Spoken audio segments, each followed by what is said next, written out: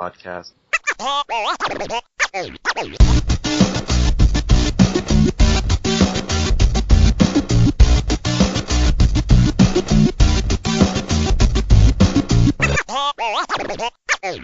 Podcast. Hey guys, welcome to Podcast vs Player, episode 11. It's the end of the year special for Jesus' birthday. Whoop! As you can see, I'm the only one excited for the seasons, but I'm Cal, and I'm joined by the Dark Knight of Minecraft, the Klingon Crusader, the man who has probably single-handedly bitch-slapped a 32-year-old Justin Bieber lookalike. It's only Dan. It's not a probably. Yeah, more than likely. Yeah, it is. Hello. How are you? I'm full of cold. Superb. So I'm a little bit fucked, but I believe you've got the same issue. Yeah, I'm not doing too well on the old germ front, but hey ho, hey ho. What happens when you start just going around kissing tramps all day? Someone's got to do it. It may as well be us. It's the Christmas spirit. Exactly. Do you want some news? Oh, that's some bloody news. You've got it, old buddy, old chum. Not a fat lot really this week, but the Xbox One's license check facility, aka the dreaded DRM, recently crashed a live Killer Instinct tournament at the Defend the School tournament at Queen's College, New York. Ooh. The tournament was brought to a halt when the Xbox One being used suddenly returned to the dashboard and asked the players, "Do you own this game or app? If you have the game disc, insert it now. If there is no disc, make sure you're signed into Xbox Live. If you don't have rights for playing it, you'll need to buy it at the Xbox Store." Now, that might just sound like a slight hiccup, but even pausing a game during a tournament play counts as a loss for the offender, and this was actually a certified event, so you can imagine how annoyed this would have made both concentrating players. Worse still, the tournament was being streamed live on Twitch at the time.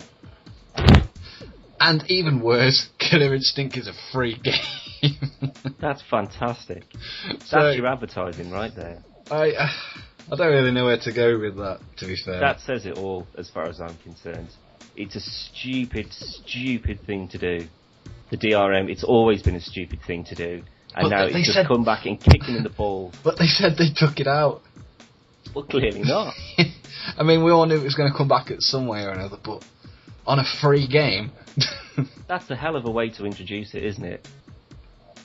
It wasn't great to introduce it in the first place, but the fact that this is how apparently it's going to be done now. Yeah. I did send an email to Microsoft about the matter, and all I got was, "We have nothing to add at this time." So. Oh, right. So they're still just face palming from it. Yeah. For fuck's sake, guys. Yay for next gen. It's already off to a great start.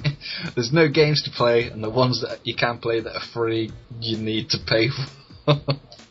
Brilliant. It's absolutely superb. But moving on, as you're all probably aware, YouTube has contacted presenters of video game Let's Plays and walkthroughs to explain its new crackdown on alleged copyright infringements. Urgh. Yeah, this is something that's been affecting quite a lot of people, and quite a lot of sort of big YouTube gamers have had their own sort of say on it, but mainly it comes down to the fact that YouTube is saying this content doesn't belong to you, you've got to do this with the permission of the publishers. And the publishers have come out and said, no, we haven't said that. Exactly. There's, off the top of my head, Valve and Oddworld Inhabitants and Just Add Water. EA, DICE said it as well. DICE, I think Ubisoft as well. Yep. They've basically just put out press releases that just urges YouTubers to just continue making videos, because at the end of it, it's free publicity for them. If you're not sure what it is, then you probably don't have the internet, so you're probably not listening to this. But basically the notices are generated by YouTube's automatic content ID system, and they basically just, as Dan says, they say you don't own the videos or the content in question. From what we can gather, the copyright issues are mainly to do with soundtracks and or music. So if you turn the music off, then bingo, then yeah, that's it. I don't see what the issue is. But it's when it comes to people who upload like full movies, like that. Yeah. It's just sort of like I say that, I did watch Bruce Almighty earlier, and that was on YouTube. It was brilliant. But I've got the DVD, so I feel like I'm entitled. I can do that because I've already bought a copy of it, so they've already made a bit of money off me. Yeah, that's... I mean, technically you could just say you were watching the DVD anyway. Technically. Well, yeah, it's just the fact that I'm a rebel. Well, yeah. I'm a rebel that does things the right way and then goes against it. Oh yeah, true vigilante style. The biggest problem, however, is a lot of spam channels at the moment are uploading royalty-free music and sound effects and even other people's work into the Content ID system. So systematically they are becoming temporary holders of the license, and ultimately they gain a little bit of money here and there before they're caught out. But then they can just do it all again under a different spam channel. And this is what's got to stop. This is what the Content ID has got to... It's got to produce something that can differentiate between the professional channels and the spam ones. Exactly. It can't just be a blanket approach that covers absolutely everything. It's got to be able to recognise this is a review, this is something that is legally allowed, or can be parodied, that's fair usage. But then people who are uploading things and making money off someone else's work, that's something that shouldn't be happening. And that is something that I am fully behind, because if we did something and then someone stole that idea and started charging people to view it or to do whatever it is, then think how pissed off we would be about that. It's a nightmare. I certainly wouldn't want it. And especially when companies are making millions and millions, or losing millions in this case, because people are going to be stealing their work, then yeah, absolutely, that should be something that's cracked down on. But something that's just promotion, to say, I played this game, I thought it was shit. If anyone has actually got any sense when it comes to reviews and critics, they just take it as a rough guide. That's it. It's an opinion. It's an opinion piece at the end of it. Whether it's a written article or a video or a podcast or anything, it's all opinion. We can sit here and go, PS4 is better than Xbox One, so you got to go and buy a PS4. No, you don't. You can buy whatever you want because it's up to you what you spend your money on. Of course, and I mean, someone who trusts, someone who does trust someone that implicitly, they clearly haven't got any kind of sense of their own. But maybe that's just because they don't know anything about a specific subject. So, if you're building a wardrobe or something, and you're watching a video and someone says, this is the best drill to buy, you're going to go, you know more than me, mate. So, alright, I'll go and buy that one. But when it comes to, people spending £500-600, or $500-600, should I say, on like the PS4 or an Xbox One, and you watch something on YouTube that says, buy a PS4, don't buy an Xbox One, and you go, alright, and you don't like it, that's your own fault. That kind of mentality is when you're looking through like certain game comments and stuff, and it's like, yeah, but Call of Duty's better. You're like, why? Well, your mum. That's good racial abuse. Yeah, and it's like that's the kind of mentality of where people base their whole judgment on a single review. But in regard to the Content ID system, the worst case I've seen since it's all come about was Mike Bithell, who is the Thomas Was Alone developer, and he was slammed with a copyright violation of a trailer he uploaded. A trailer of his own fucking game.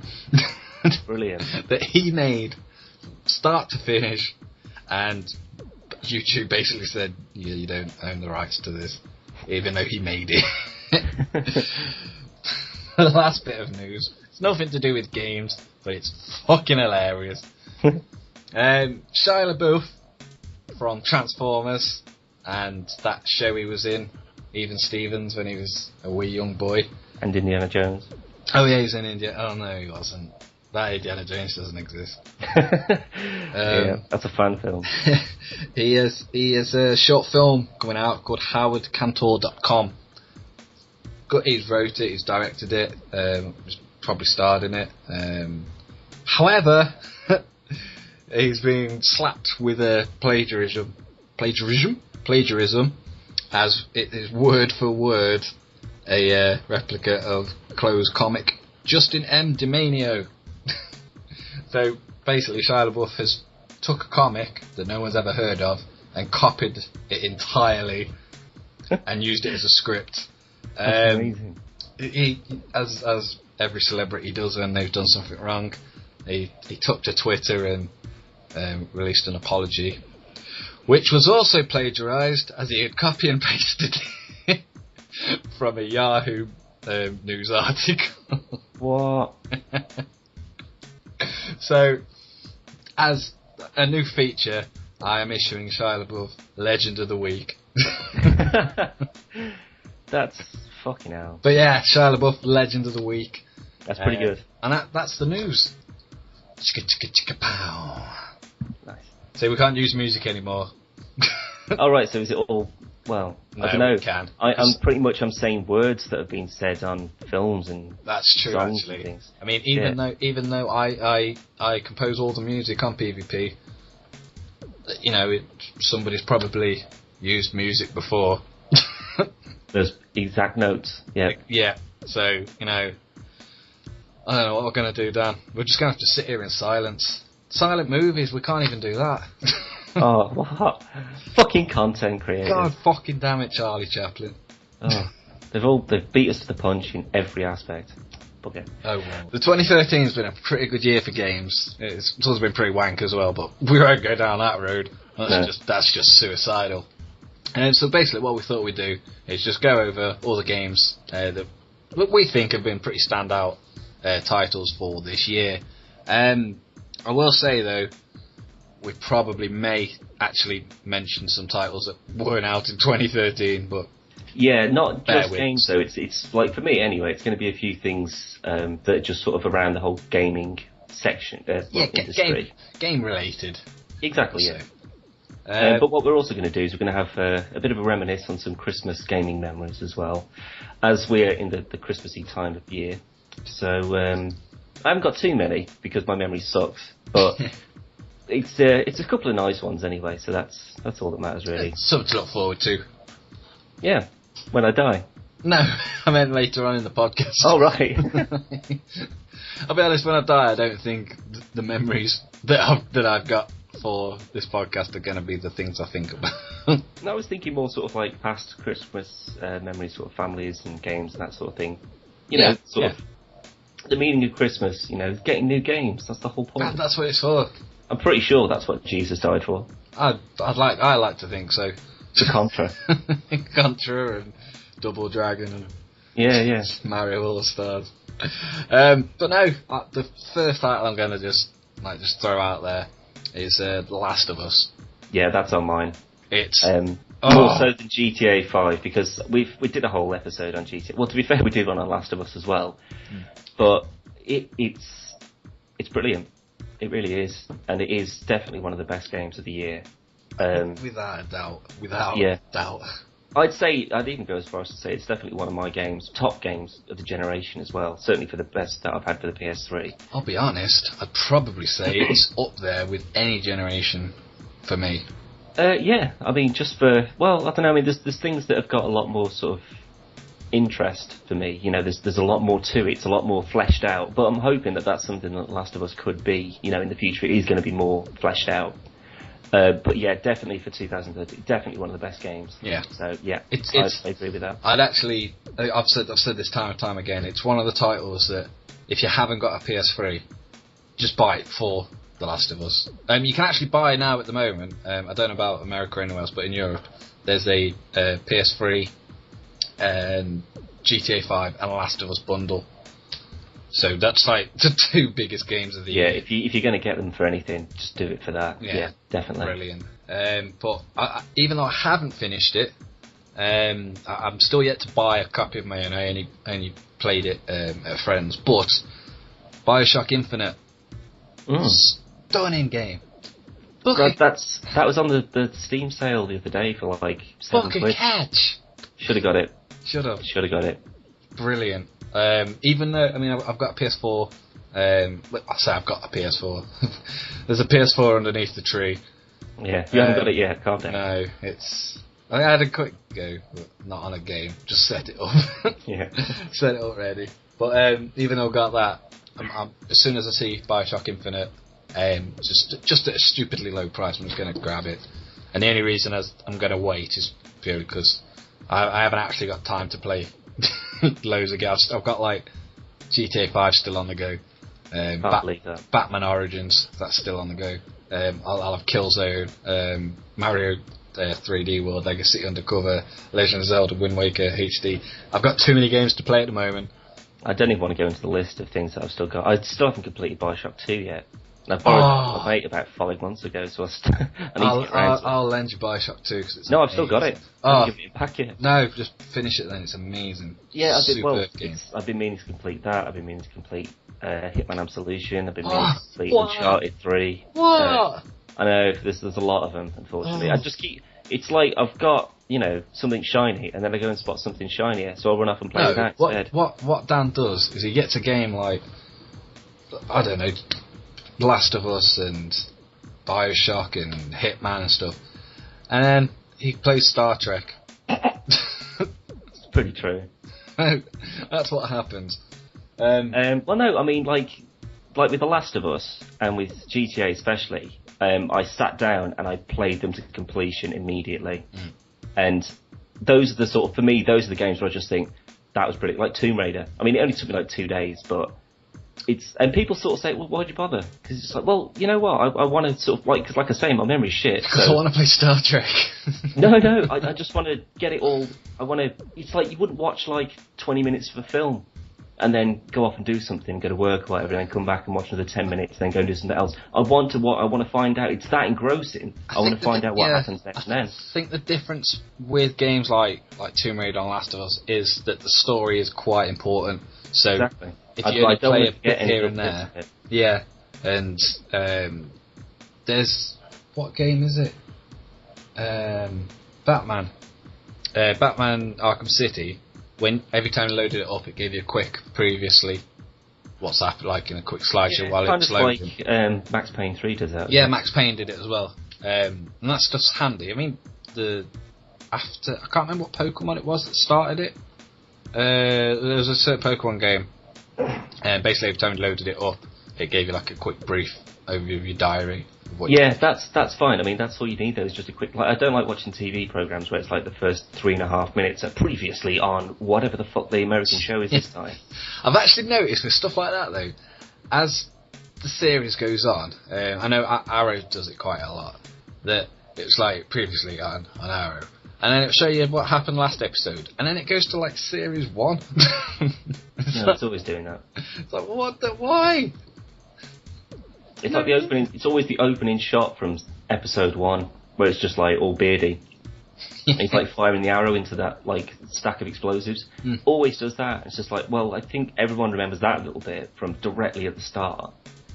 But yeah, I mean, those sort of things are fine to sort of keep a track of where you've been and what you've been up to. We digress though. Well, I better throw one of mine in there. Yeah, get one in. Well, The Last of Us is definitely on there, but one that might be a bit out of the box, but I think you'll agree, Into the Dead on the Samsung Galaxy, well, on the Android store, I suppose, for mobile or cellular phones, depending on which side of the pond you're from. Into the Dead is brilliant. It's dead addictive, and it's what I call the poo game. And because that's what it is. No, it's because when you're on the toilet and you're just like, oh god, this is going to take a while, you get your phone out and you're just like, well, Facebook is fine, everyone's whinging about whatever, and then you just like, let's play Angry Birds or something like that. Angry Birds you can only play for so long, but Into the Dead, you're just running first person through a massive field of zombies, never ending, with miniguns and grenades, and now you get a dog. Oh, it's brilliant, I love it. Dead Trigger's better. Dead Trigger? What, the like the overhead? No, the first person zombie shooter. Which one's that? Dead Trigger. It's basically like Call of Duty zombies, but well, that's what Into the Dead is. No, because Into the Dead's like a free, you're just constantly running and you just gotta evade. This you can just, there's 360 movement, you can go forward and go back and go back. Oh wait, I know the one you mean. They've got Dead Trigger 2 now. Yeah, Dead Trigger 2's out now. Yeah, but that's like, it's got an auto fire. Actually, I prefer the second one. The second one's much better. It's like an actual storyline and stuff. So I actually use a controller synced up to my phone, and the first one amazing. It's like just like a console game, so good. But I mean, there's very repetitive kind of sort of environments. And stuff, it's basically but, just waves. Yeah, kind of, yeah. Or it's sort of like the same sort of objective thing. But Dead Trigger 2, I do like that, but Into the Dead, just for the fact that there's no bullshit with it. It's just go from A to B, but B you can never reach. And there's just crates and like sort of ridiculous mission objectives, like, you know, kill 3,000 zombies. I have 2 poo games that out-poo your poo game. Well, Muffin Night. I knew you were going to say that. And Ski Safari Adventure Time. Jesus Christ, I don't know where the fuck that came from. Ski Safari has been around for quite a while, but this week they updated a Ski Safari Adventure Time version. Which is exactly the same, but you play as Finn. But it's actually got like all the voices and stuff, and it's so cool. And my son can play it. He's 5 months old. Yeah, I was going to say, he doesn't know what the hell's going on. He's just waving. He just hits the screen. Yeah. Yeah, so sorry, I kind of took that away from him. No, I still really like Into the Dead. I think just for what it is, for a free little game. Well, it was between Into the Dead and Plague Inc. Because Plague Inc., you've got to put a bit more time into it. But it's brilliant. Just killing off the world's population with viruses. It's brilliant. It's just like a really original game. It's like you don't have to spend hours of thinking about it, and you know, there's no strategy or tactics or anything like that. It's just you've got one thing to do: kill everybody. Fine. Dan's ideal game, really. Honestly, if they made like an Xbox Live arcade version, well, I don't suppose they'll do that anymore, but you know, like a green light game or something like that for Plague Inc., I'd definitely get that. Definitely, yeah. Can you imagine like Sim Cities, but instead of like building cities and watching society grow and stuff, it's just the human race and you're just a virus killing everybody? It'd be amazing. Sounds pretty fucking good, actually. I know, right? I'm gonna go slightly opposite, of course, with that one. And it's already been mentioned, so I don't even know why I'm saying it, but Tomb Raider. Yeah. It's not brilliant, but it's not far off. I think that the best way that they could have made Tomb Raider perfect is just get rid of the multiplayer and just put all that time and resource into the single player, to make it longer, to put more tombs in, something like that. That would be I mean, don't get me wrong, I absolutely love it, and I sat down and I played it all fucking night, and it was just so good. I'm in 2 minds whether to get the definitive edition for PS4, because I really, really, really enjoyed the first, the same game, basically. Yeah. But will you get like Hitman's guns and all that sort of stuff? You basically just get all the DLC. Yeah, so it's like Hitman's pistols, the silver ballers, and I really wanted them to do the opposite and give Hitman a bow and arrow. Yeah, it's a little bit tricky to work into. That's not the point. I expect it to happen. Well, 2013 is the year of the bow and arrow. So, exactly. I mean, there's Last of Us, Tomb Raider, Crysis. You know, the bow and arrow is kind of like, it's coming back. It's a cool weapon, and it always has been, more so than the chainsaw. Like for zombies and stuff, I'd much prefer to use crossbows. I don't think it'd have the same effect if in Resident Evil 2, once you've done the speed run and you managed to, I can't remember what time it is, and using certain amounts of ammo and only selected weapons, and then when you go into the police precinct and the chainsaws there, I don't think it'd be quite the same if you had a bow and arrow. Yeah, but with Resident Evil, you're kind of fighting with the controls as much as you are with the zombies. Yeah, I don't think aged well. No, I don't think the bow and arrow would do you any favours. I managed to do, back in the day, I managed to do most of the speed runs of Resi 2. And I downloaded Resident Evil 2 off the PlayStation Mobile Store on my Sony tablet. Hooked up a PS3 controller, because with it being a Sony tablet, you can just Bluetooth and stuff. Yeah. Could not play it for shit. Yeah, I was at a mate's house a while ago, and they had an old PlayStation there, and we're playing Crash Bandicoot 3, I think it was. The Wrath of Cortex. Yeah, that was it. Yeah, and it was just like, honestly, I just felt like the biggest idiot. Like every pitfall straight down it. Like you can't. I mean, you just can't do anything with it at all. I genuinely don't know how the fuck I even completed it at the time. At the time, you kind of just mastered the controller, but now we're so used to. Well, that's it. I mean, if you play like Tomb Raider 3 for the PlayStation 1, That, I mean... I hate air controls back in the day. It's like, I wouldn't be able to... I'd give up, like, if I played it now. Like, you've got to, like, just make 90-degree turns before you step forward and stuff. Oh, it would drive me up the fucking wall. I think a Tomb Raider reboot, definitely, yeah. I think that should be a DLC. What, like they did in Metal Gear 4, where you could have, like, PlayStation 1 Snake face. Yeah, but... Like the Opticam, I think. But, instead of it just being a skin, that's how she controls... The whole environment changes to you can... That's possibly the worst DLC idea I've ever heard. Like, do you like this game? Do you want to never play it again? Download this DLC. It'd be brilliant. Of course it would. You can imagine, gave it away. You can imagine, because the Definitive Edition comes with all the DLC, and just load it up, and you've never played it before, and you got PS4 and Xbox One, and you load it up, and that DLC's on. You're like, how the fucking hell is this critically acclaimed? It's worse than fucking original. That'd be brilliant. But yeah, that was just one of them I wanted to throw in there. Yeah. Next one of mine is Oculus Rift. Now, this isn't something that's just exclusive to 2013, but it is one of the accessories, or, well, to be coming accessories, should I say, where it's just one of those things where you just look at it and you think, that's stupid. And then when you actually see what it's capable of, you go, that's the future. That is got to be the future. Like, can you imagine, like, perfect crystal 1080 directly in front of you, but wherever your head looks, that's you looking about in the game. Yeah. That's towards holodeck standards of kind of virtual reality, augmented. Well, no, it's not augmented reality, is it? It is literally virtual reality. Yeah, because you've got your standard controller. Yeah, because you never look at the controller anyway, so you're not taking anything away. So I genuinely think that this is the right sort of step. I mean, Kinects and stuff, they're fine, but they're still a bit gimmicky. And the Wii controllers, they do work really, really well. But this is the first sort of step where it's just like now, well, apart from things like the Virtua Boy and, kind of Nintendo's attempts like through the 80s and 90s. But this is the first time it's like future technology. It's just like, this is how gaming will be. I know you're going to disagree. So I may as well just probably not say it, but I'm going to.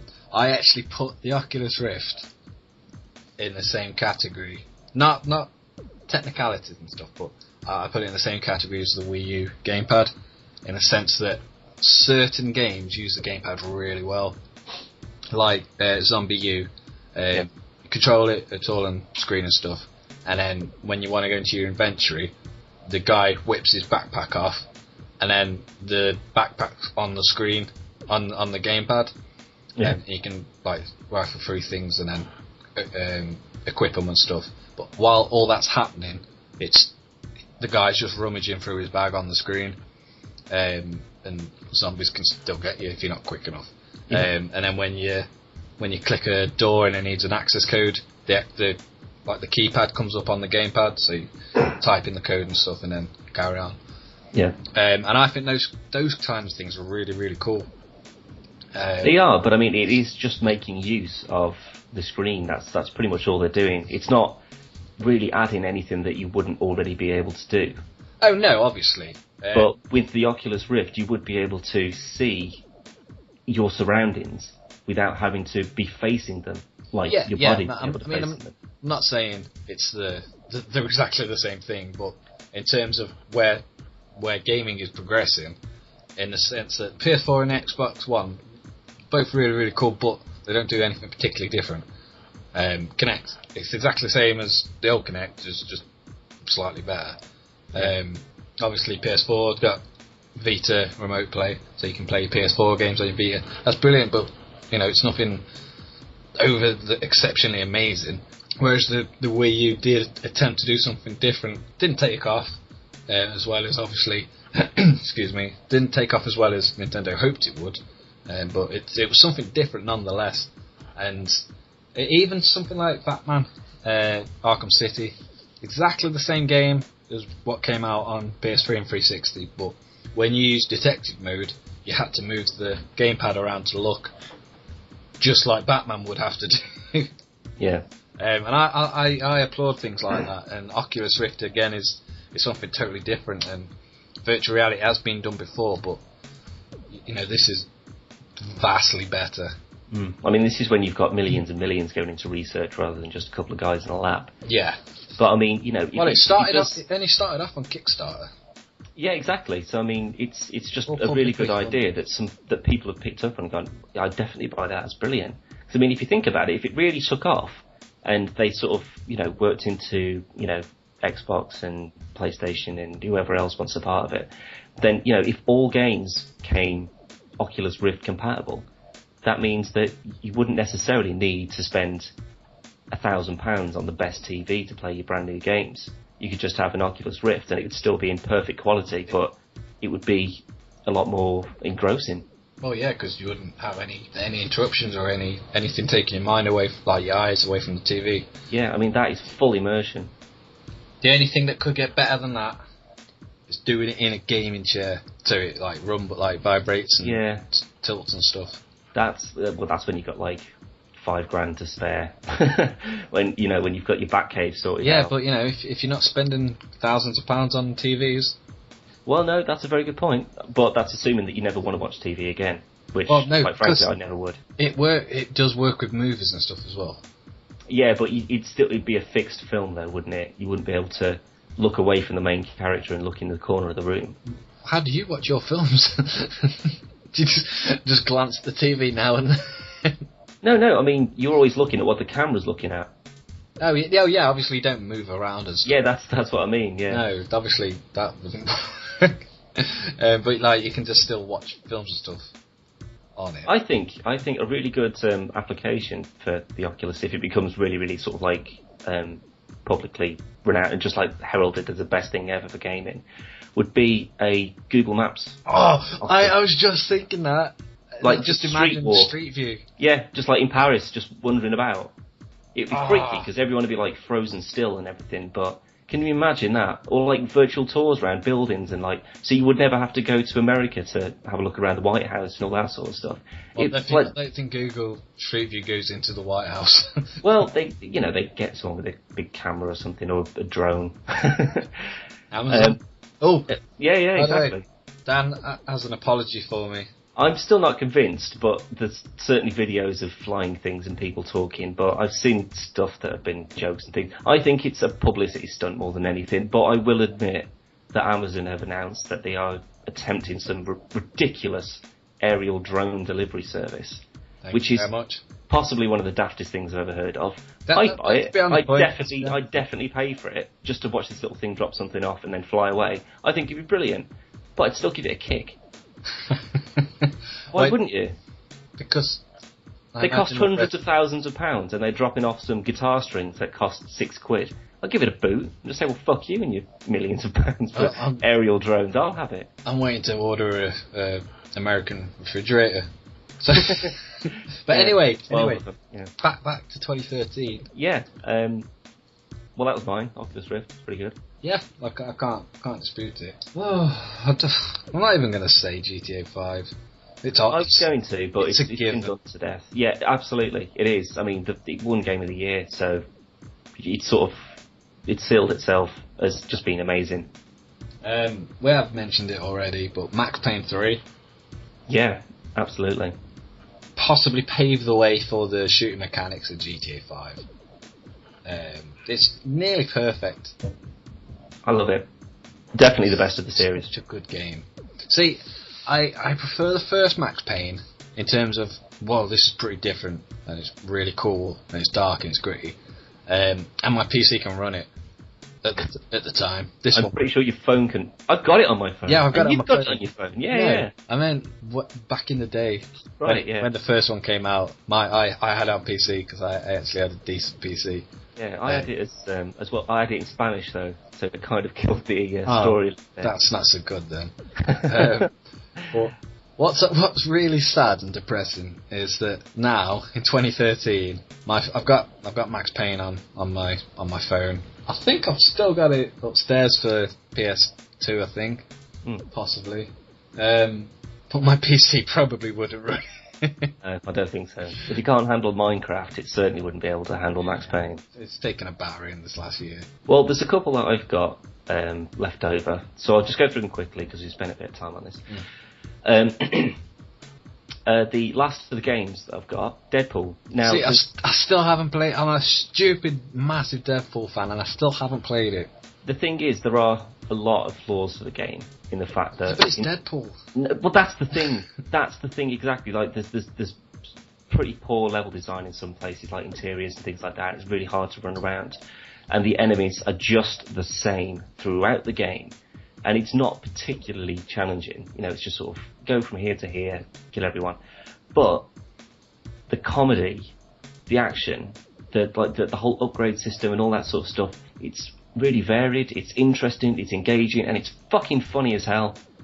And that, like, with all the clone enemies or whatever the hell you want to chalk them up as in the world, will never outweigh, like, how funny and just clever it is. Like, just bitch slapping Wolverine. Oh my god. It's brilliant. It's genuinely a funny, and it, like, I knew it was going to be good when I saw the trailers and stuff last year. Well, that's the thing. Like, I saw the trailers for it, and I found out who was going to be voicing him, and I thought, oh, this would be really good. So I got it when it came out, and I wasn't expecting it to be as good as it was. I was underplaying it, and then when I actually completed it within a couple of days, I was just like, I want to play it again. And I really, like with Tomb Raider, I didn't immediately go and play it again. I still haven't. But with Deadpool, I played it about 6 times. I mean, that goes to say, though, it's not particularly hard, apart from, like, the last level where it gets fucking mental. But it's got so much replay value for something that hasn't really got the right to be. Do you know what I mean? There's not, like, alternate endings. It's Nolan North's amazing. Yes, it's just the way it's voice acted and the scripting on it. It's excellent. Definitely gets a mention for this year. Last but one, Steam, as in the whole of Steam, as in Valve Steam. Oh, I thought you meant the substance. No, I'm fond of that, especially when it follows a cup of tea.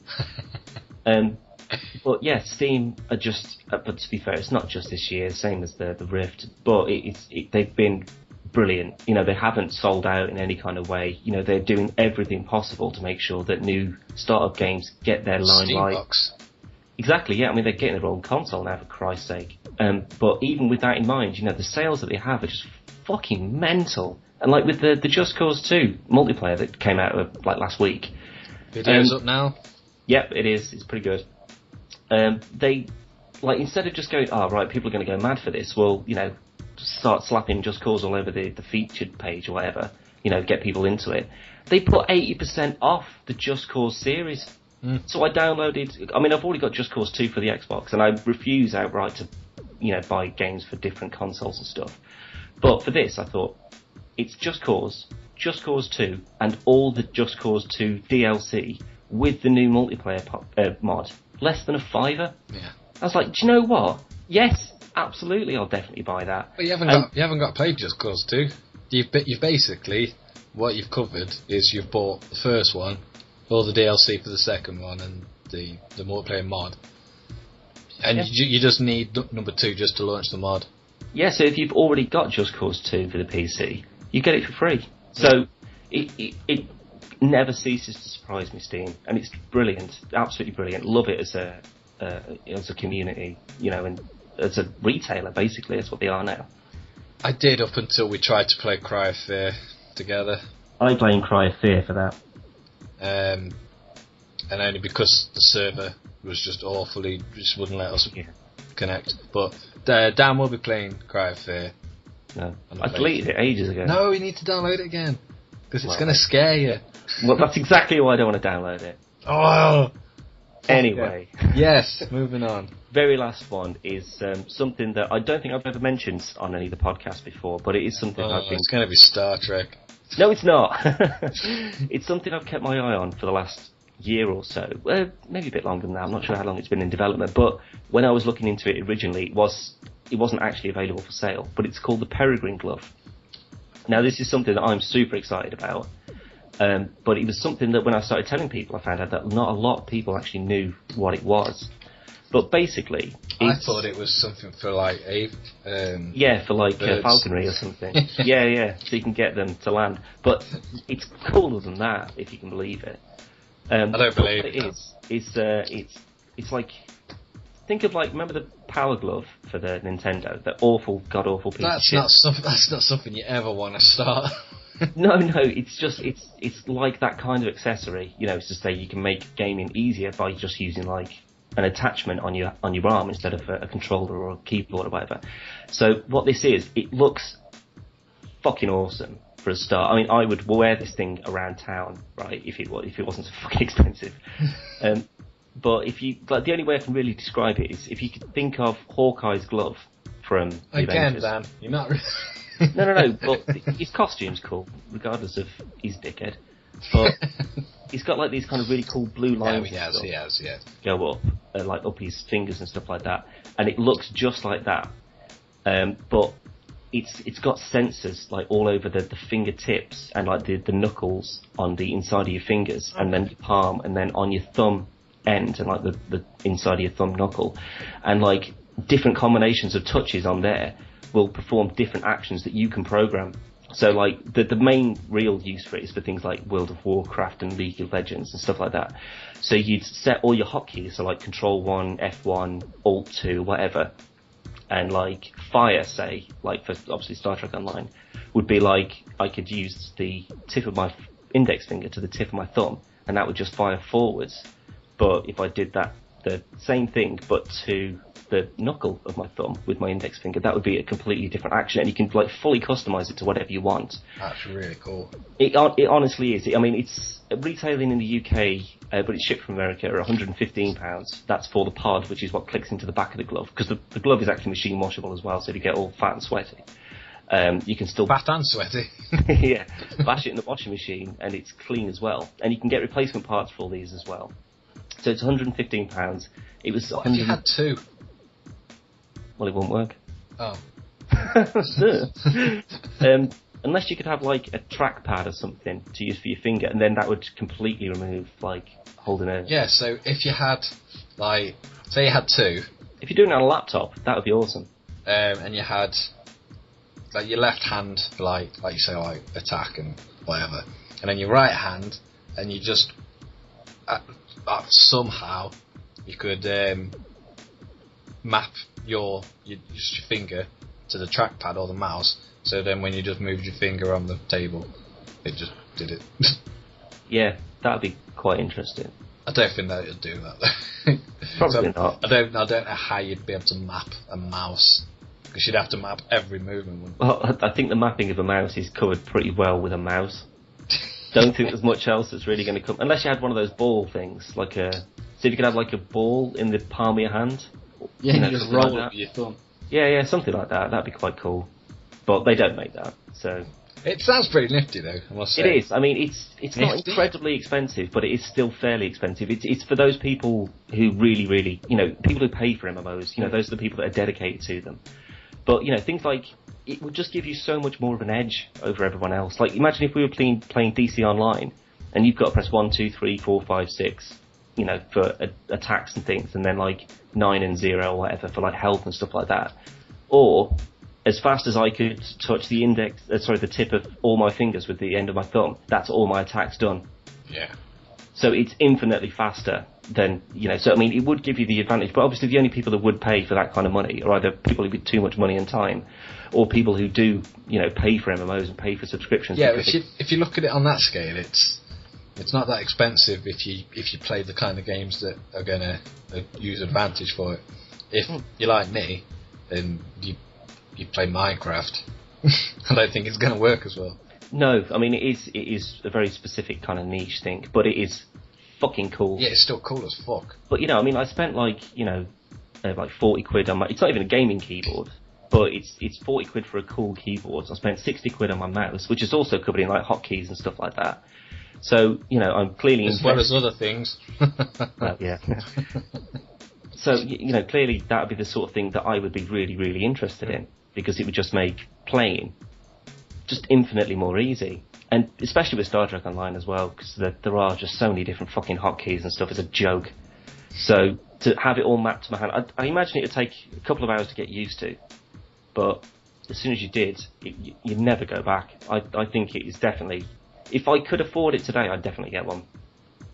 But I think I would, and I'd just wear it. It does look cool. It really does look cool. But anyway, we'll move on to our Christmas memories. So I'll start. Yeah. Sorry, I thought that's where you were going. I thought you were going to jump in. Oh, right, no, sorry. I'll start off with one of my most prominent ones. Okay. Let's cast back to the year of the Dreamcast. Christ. I used to live with my granddad, and basically he bought me a Dreamcast when it came out.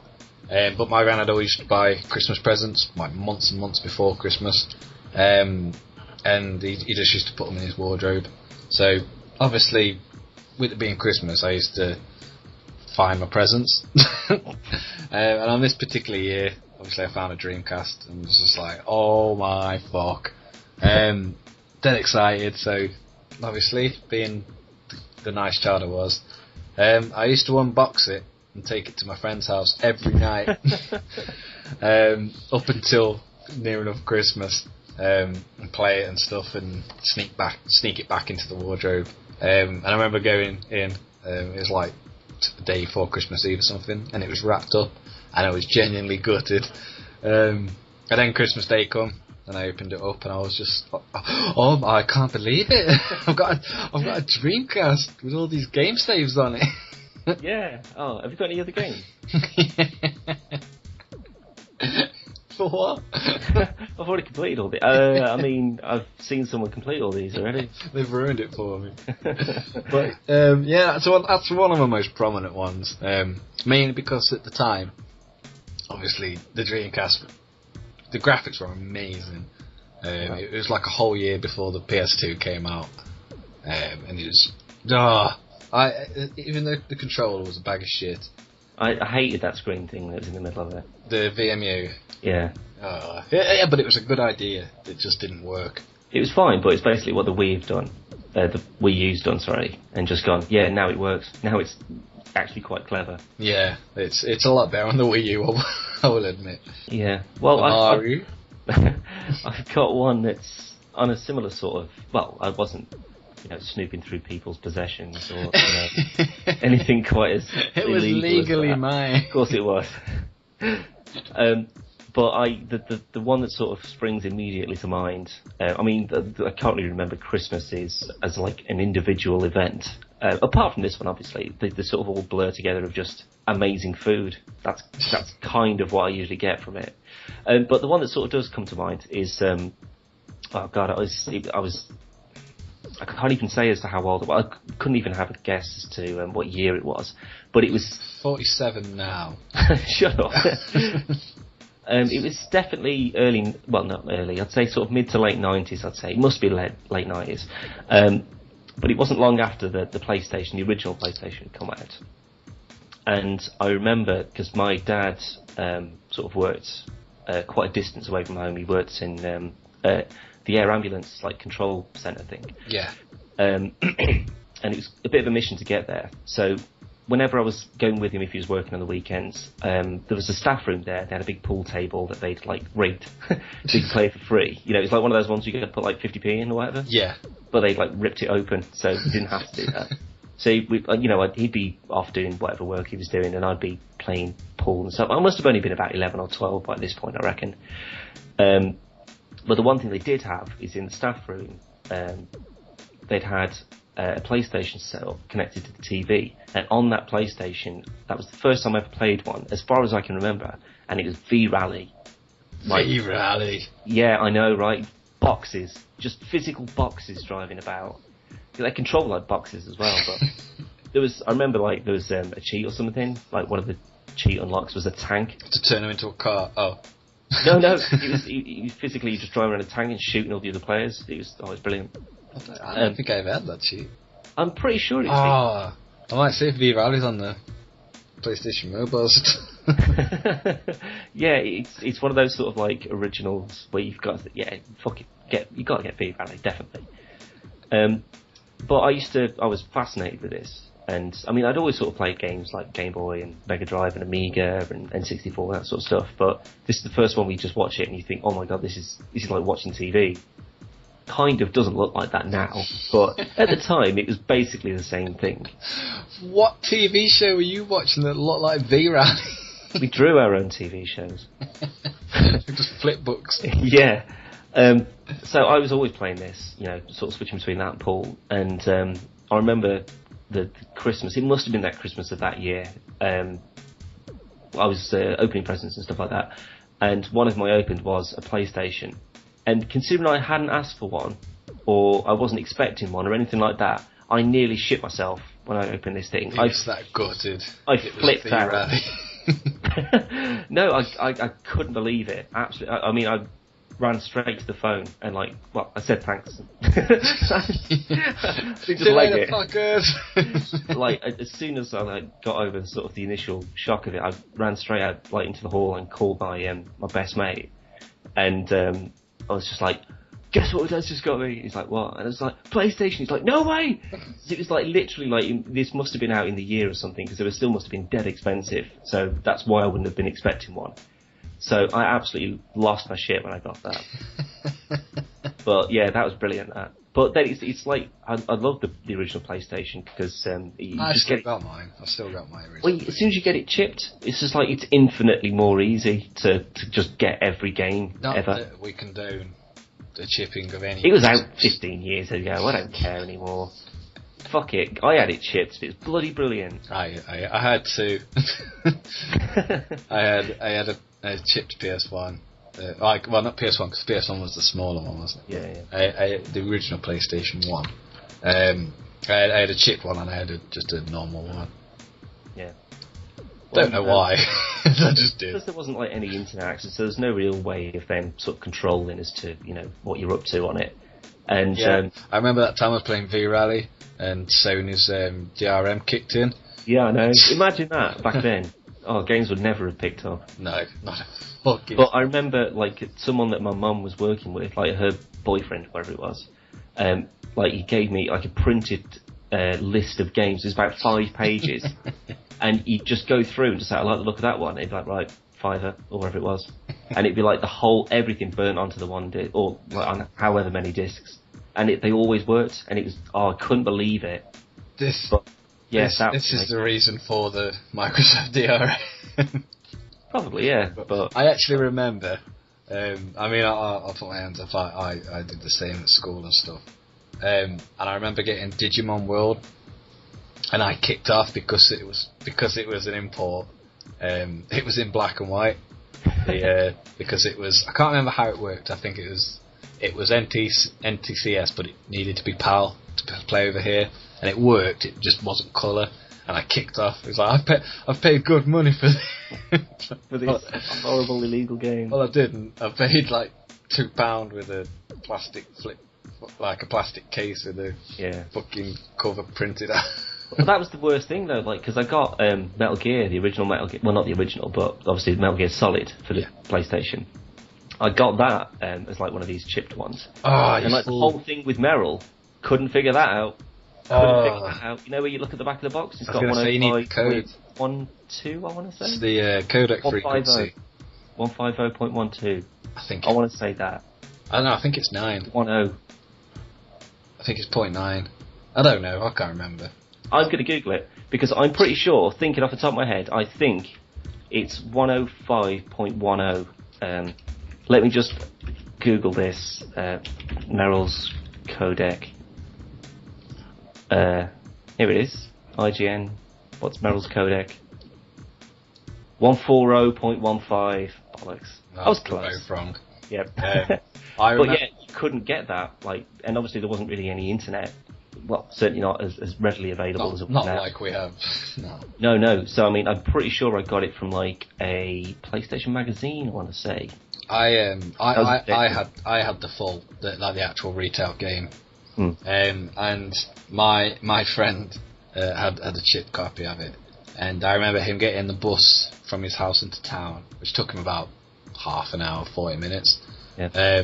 Went to Woolworths, rest in peace, and just looked at the back of the box and wrote it on his hand, and then came home. And as he got off the bus, I was coming back from the newsagents or something, and he said where he'd been, and I was just like, I didn't just come to my house. I got the box and fuck it out. He's like, oh, I didn't think of that, dickhead. But But no, I had the retail copy of Metal Gear. I still have it actually. I still have my.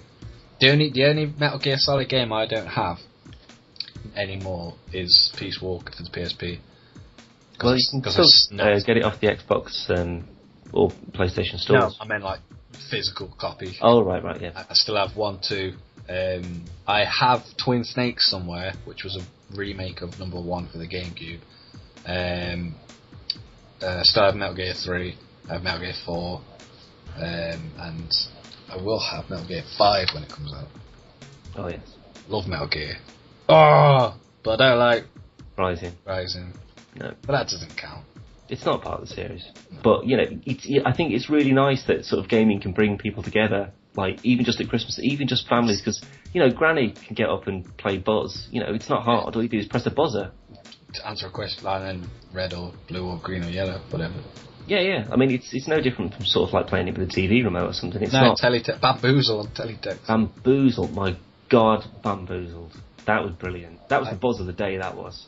Basically was, to be fair. Fucking awesome. But yes, that's really about it for our end of the year Jesus Day special. Yep. What's coming up on the channel, Dan? Well, I have DayZ from the day it was fucking released. The rapper. What? The rapper. No, Oh, very funny. Jay-Z. I see what you did there again. Got 99 problems, but a graphics card ain't one. Oh, God, don't ever do that. Don't ever do that again. Oh, my days. Don't rap. Oh, my days. What? Oh, fucking hell. Right, okay. Anyway, the early access alpha for DayZ, the standalone game, not the mod that goes onto Arma 2, is now available on Steam. And I got it. I'm not sure if I mentioned it on previous podcasts, but it's something I've been super excited for well over 18 months or so. But it's incredibly buggy and glitchy, and sometimes the servers don't even connect. And it's just a pain in the arse. Yeah. So it's just like, you could have come up with a pun or something for that, couldn't you? That's what they all Beyonce or something. Put some effort in. Oh my days! Oh, well, that's what it should just be throughout when the video goes up. We need to edit it so every time something goes wrong, it's just oh my days. Like an old American sitcom. Yeah. Who else but Jay-Z? But yeah, we have a DayZ one coming up soon. Other than that, though, I don't have anything else on the horizon. Just Cause 2 multiplayer mod went up yesterday. Yeah, that was. It's a lot of fun. If you've already got Just Cause, get it. It's free, and for free, it's mental. Like hundreds and hundreds of people on the Just Cause map pissing about. It's brilliant. The only thing I will say against it is there's not really anything to do, farting about really. But basically just a fucking massive death match. It is, yeah. So thank you all for joining us. Callum, say goodbye. Thanks, bye. Bye everyone, bye, brilliant. Podcast.